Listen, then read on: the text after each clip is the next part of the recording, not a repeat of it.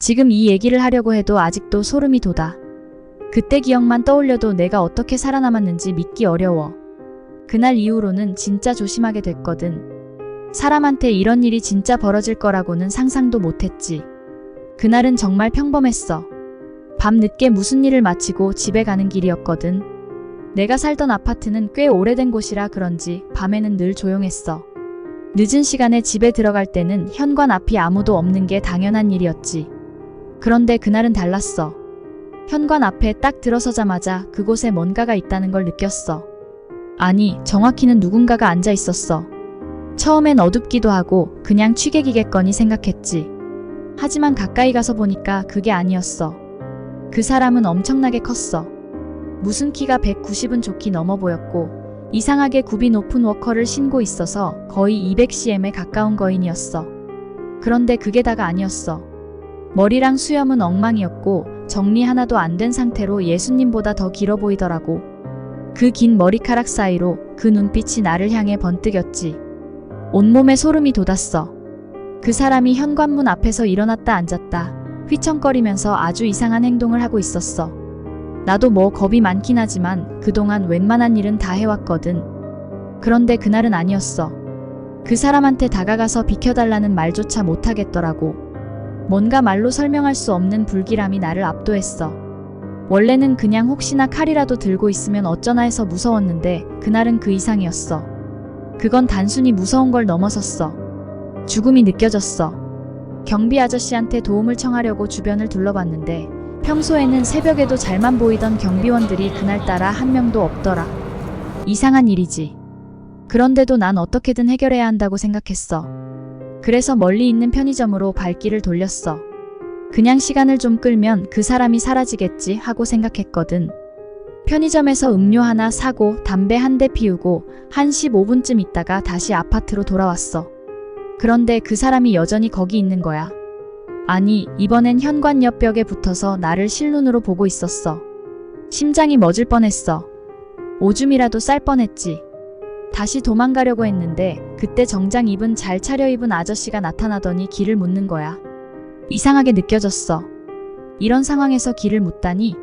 그래도 나는 그냥 손짓으로 길을 알려줬어. 그 아저씨는 감사합니다 라고 말하고 사라졌지. 근데 그 순간 뭔가 이상한 느낌이 들었어.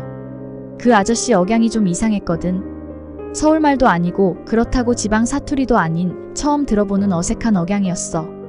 그리고 그제서야 다시 상황이 머릿속에 떠올랐어.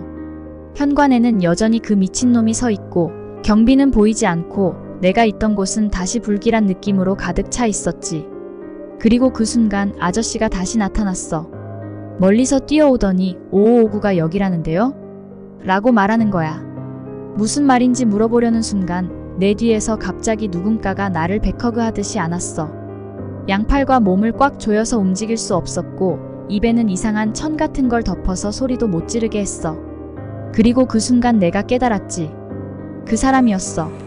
그 현관에 서 있던 그 장신 남자, 그가 날 잡았어. 입에 막은 천 때문에 소리도 지를 수 없었고 몸은 그의 팔에 꽉 묶여서 저항할 힘도 없었어. 나중에 보니까 잇몸까지 찢어졌더라고. 그 힘이 얼마나 강했던지. 그 사람은 나를 작은 승용차로 끌고 갔고 그 차에는 또 다른 남자가 타고 있었어. 덩치가 엄청 큰 남자였어. 그 두 명이 나를 꽁꽁 묶더니 나는 속수무책으로 끌려가게 됐지. 왜 하필 나였을까? 도대체 내가 뭘 잘못했길래 이런 일이 나한테 벌어진 걸까? 수백 번도 넘게 되짚었지만 답은 없었어. 부모님이 내가 어디에 있는지조차 모른 채 기다리겠지 하는 생각에 억울하고 두려웠어. 눈물이 계속 나왔어. 하지만 두 팔이 묶여있으니 눈물조차 닦을 수 없었지.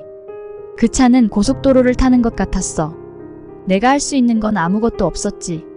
계속 좁은 공간에 끼어서 허리가 부서질 것 같았고 제발 살려달라고 말이라도 하고 싶었는데 입은 막혀 있었어. 가는 동안 계속 몸이 마비된 것처럼 공포에 떨었어. 그렇게 한참을 달리다가 어느 쉼터에 도착했어.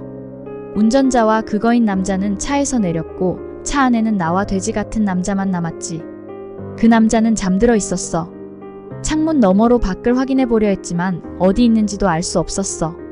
그 순간 내 머릿속에 하나의 생각이 떠올랐어. 도망쳐야 한다.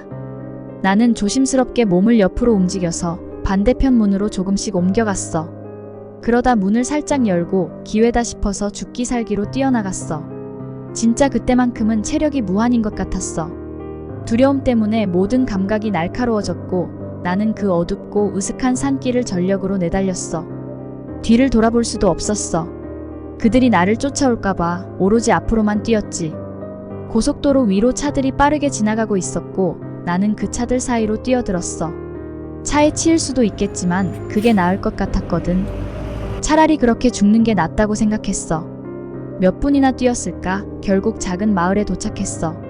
기억은 잘 안 나지만 3글자짜리 동네였던 것 같아. 사람들도 보였고 버스 정류장도 있었지. 나는 그때 마지막 힘을 다해 사람들한테 소리쳤어.